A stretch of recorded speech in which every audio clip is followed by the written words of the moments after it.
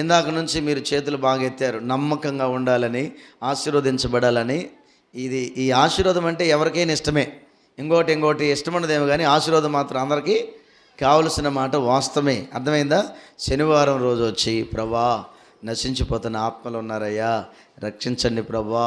అయ్యా ఎంతోమంది పేదలు ఉన్నారు, పేదరికలు ఉన్నవాళ్ళు ఉన్నారు, అప్పుల్లో ఉన్నవారు ఉన్నారయ్యా, మరి ఆర్థిక పరిస్థితుల్లో ఉన్నవారు ఉన్నారయ్యా, ఇల్లు కట్టుకోలేని వారు ఉన్నారయ్యా, పెళ్లి చేసుకోలేని వారు ఉన్నారయ్యా, సహాయం చేయండి ప్రభా అని ప్రార్థన చేయగలుగుతున్నారా?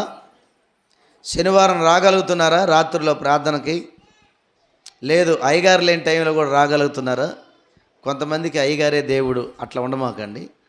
అట్లా ఉన్నారంటే అర్జెంటుగా తీసుకుంటాడు ఆయన. అర్థమైందా? ఎందుకంటే దేవుడి స్థానం దేవుడిదే, సేవకుడి స్థానం సేవకుడిదే. అర్థమైందా? సేవకుడికైనా సేవకురాలకైనా దేవుని కంటే ఎక్కువ విలువ ఇవ్వాల్సిన అవసరం లేదు. అర్థమైందా? ఒకసారి గట్టిగా హల్లు చెప్పండి.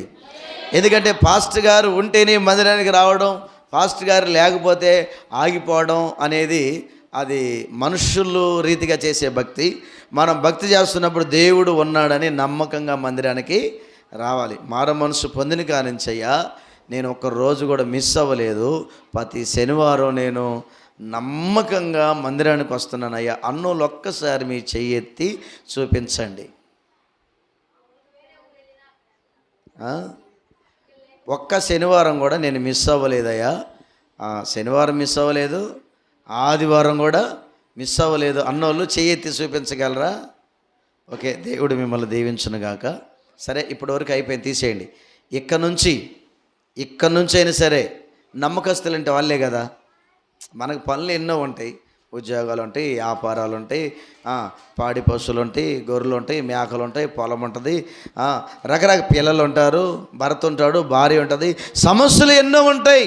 ఆ సమస్యలు అన్నీ ఉన్నప్పుడు కూడా నమ్మకంగా నమ్మకమైన మంచి దాసుడా మంచి దాసురాలా, ఒక్క దినము పోతే 1000 దినాలు పోయినట్టని లెక్కించుకున్న వారిలారా అన్న ఆ నమ్మకత్వం మనం సంపాదించుకోవాలి. హల్లెలూయా. దేవుడు అంటే కొంతమందికి మహాభయం. అమ్మో ఈరోజు నేను మందిరానికి వెళ్ళకపోతే ఆశీర్వాదాలు పోతాయి అన్న భయం కొంతమందికి ఉంటుంది, కానీ కొంతమందికి ఆ భయం అసలు ఉండదు. అలాంటప్పుడు దేవుడు కూడా ఏమంటాడంటే ఆదివారమే వచ్చి ఊరక అట్లా కనబడి ఇట్లా వెళ్ళే వాళ్ళకి ఆశీర్వాదం రాదు. ఎందుకంటే జట్టి అయిన వాడంట నియమముతో పోరాడాలి, లేకపోతే కిరీటము దక్కదు.